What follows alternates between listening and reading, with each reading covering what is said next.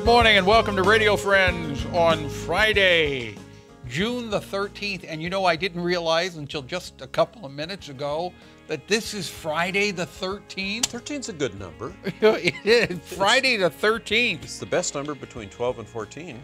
I guess that's right, isn't it? How did the 13th, Friday the 13th get it? I don't know. You don't want to go there today? Not today. No, we don't want to do a 13th. We want to do a Father's Day. That's right. This coming today. Sunday is Father's Day, and you were on and did a Mother's Day story, and we had a lot of comments, a lot of nice comments about that. Well, good. So I wanted you to come back on the weekend going into Father's Day and share a story with us.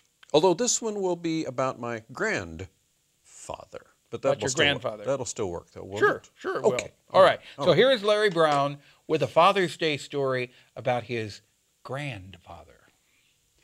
When I was a kid growing up in the early 1950s, one of the best moments of my life was when my grandfather Hopkins would come and pick me up and carry me out to the old black Ford coupe, and we'd go on an adventure. Well, it was an adventure to me. It was work for him. But if I could go along, it was just a wonderful experience. Now, my grandfather Hopkins was kind of a jack of all trades. He had learned to do a lot of things through the Depression and the World War II era. He was a cowboy when he was a young man, and he farmed for a while. He was an iceman, delivering ice to people's homes, and actually accumulated over a lifetime 60 years of auctioneering and had a second-hand store. He dabbled a little bit in real estate. And for a while he sold W.T. Raleigh products to farm households.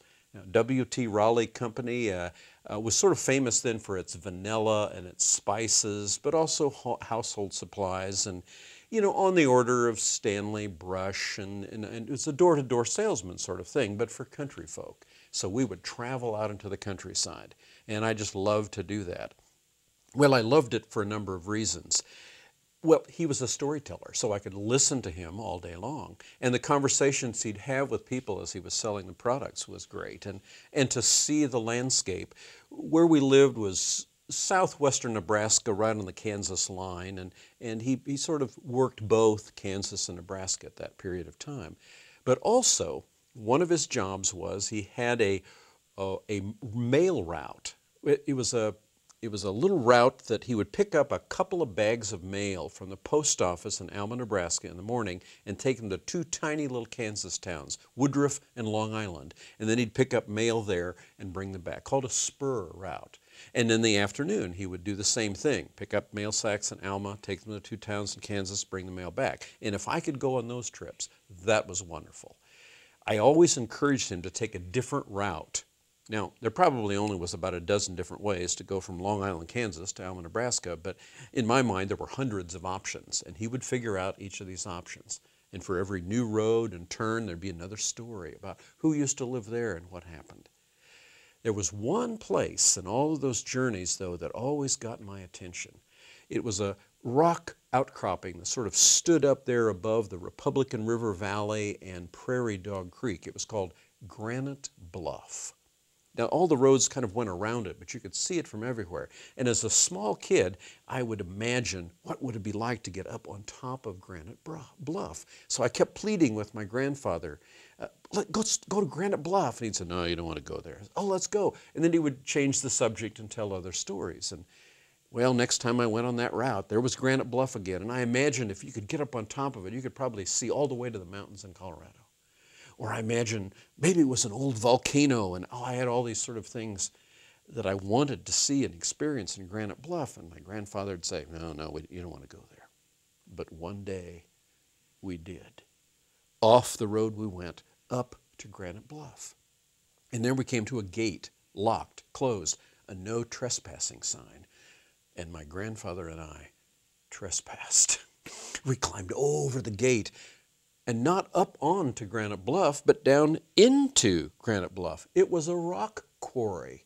This whole hill had been carved out. There was just a shell of a little thin veneer of rock around the edges. So from down in the valley, you thought you were looking at a bluff, a plateau, but it was a hole in the ground.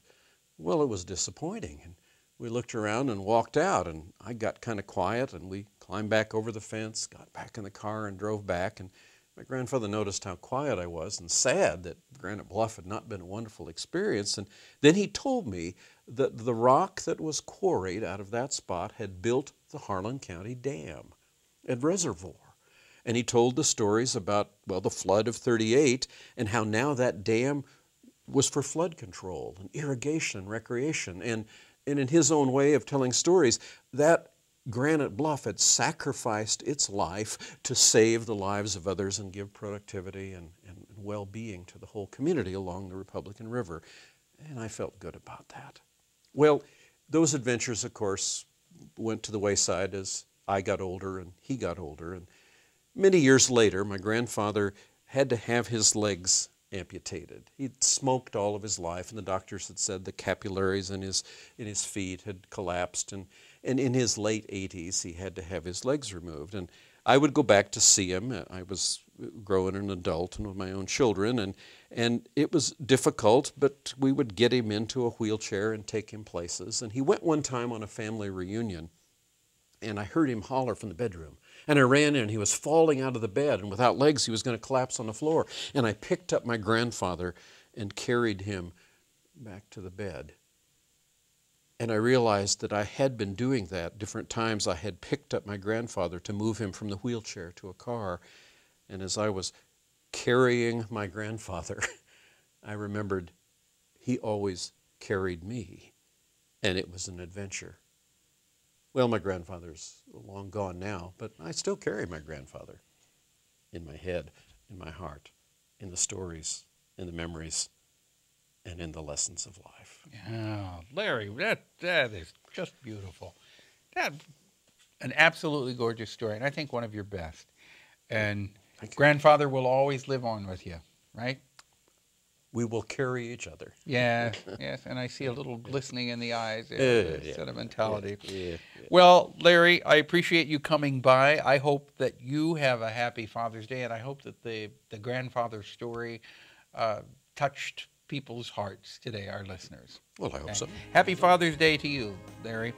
Have a good weekend. Monday, we've got the Callaway County Plain Air and the Missouri River Communities Network, and if people want to contact you, it's brownstory@hotmail.com. You can look at my website, www.brownstory.com.